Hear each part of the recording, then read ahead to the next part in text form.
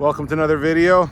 This one is finally the feature of my 69 Nova side chick. I've owned this car since I'm 16, turned 38 soon, so do a little math, you can figure out how long I've had it for. So we just finished in Vegas, ran really well as you can tell in the previous video, but if you probably noticed, those yellow stickers are on the car.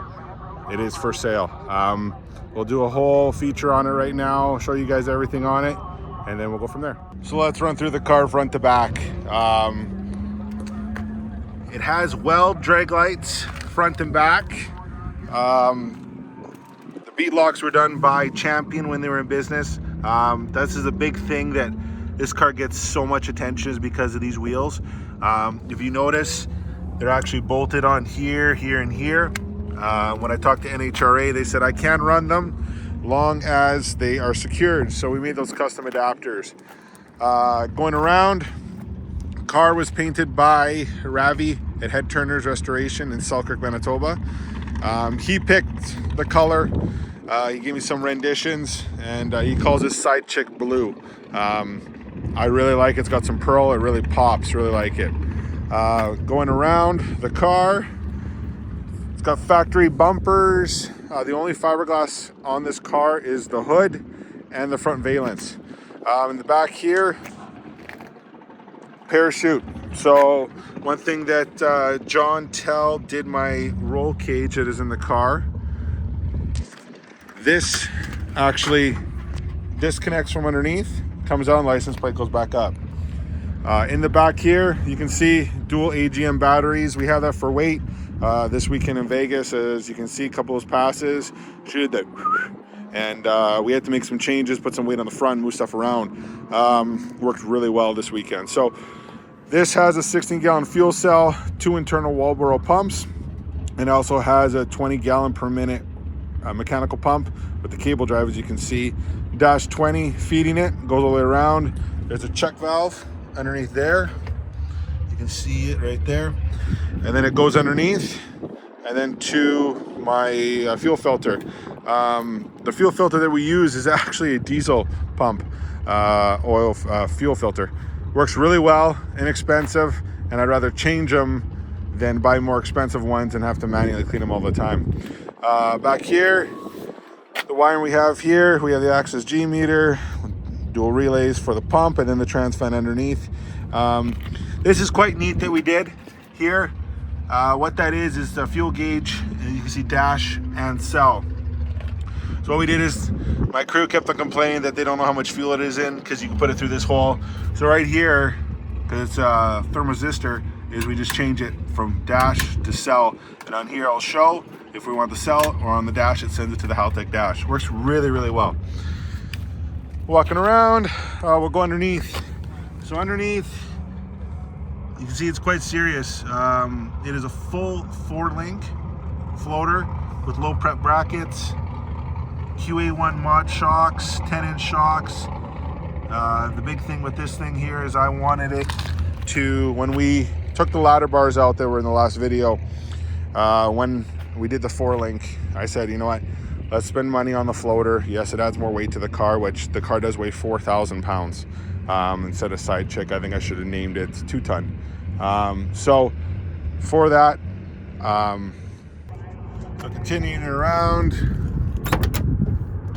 and here, as I said, Kerry from SoFine did the interior. It's got Haltech, runs the whole entire car. We hid the CO2 bottle behind the seat, works really well. Fire suppression is hidden behind there also. Nozzles, one's there, and there's some obviously in the engine bay. Also then with the CAN bus keypad, which works really nice. Parachute handles nicely hidden up there. One thing also, John Tell did the cage in Minnesota. One badass thing about this car, stand here, you do not see the roll cage. That's a big thing that I wanted. He did an unreal job, especially how tight the bars are on the A-pillar. See how tight it is? It was a bitch to do the paint on this, but I'm glad that's what I wanted. Carrying around, motor underneath this thing is a 540. It's what it was before. but it's a little different now. So it's powered by Gen 2 Precision 94 mil turbos. Motors built by KTRE in East Bethel, Minnesota. Headers were done by GP. The beautiful headers, how they did those.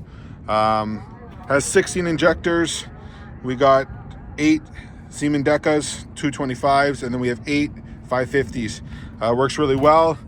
Turn on the 550s when you're racing, and then when they ran out, which we were just tipping on them this weekend, then the 225s turn on and you drive around 225s.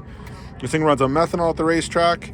Then if you're on the street, change it to pump gas or E85. We don't get that up in Canada, so that's why I don't run E85. Transmission in it now is a Rossler Pro Max with inch and 3/16 converter, both together from Dusty Bradford. This thing has everything also to drive on the street. It has a 16-inch Spall fan. The brushless one from the 2016 Camaro works unreal. It's like a jet engine when that thing's on. Smith Racecraft front and lower control arms, the rack, everything is Smith Racecraft on the front besides the frame. Also, Menser front shocks on the front and the QA1 mods on the back like we talked about.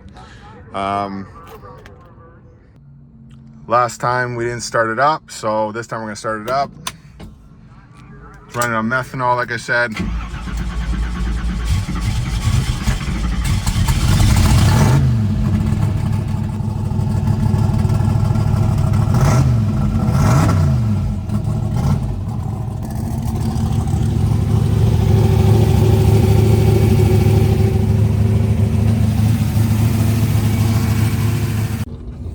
Our passes from this weekend, which were all PBs, as you can see here, the 452, and then the last pass there, which was 11860 foot 301 to the 330, and went through at 446 at 100 basically and 70 miles an hour. So this thing boogies, and remember it's 4,000 pounds. So she moves pretty good for the weight that she is. So it's about time that I move on, let someone else enjoy it. I've had it since I've been 16, so she's had many renditions, right? From the 350 small block to the 406 with nitrous, to the 540 with pump gas, to the 540 with twin S480s, to what we have now. So everyone's asking me, how the heck can I sell my car? It's just time in my life that it's time. So get in contact with me. The listing's gonna be up, and we'll see you on the next video.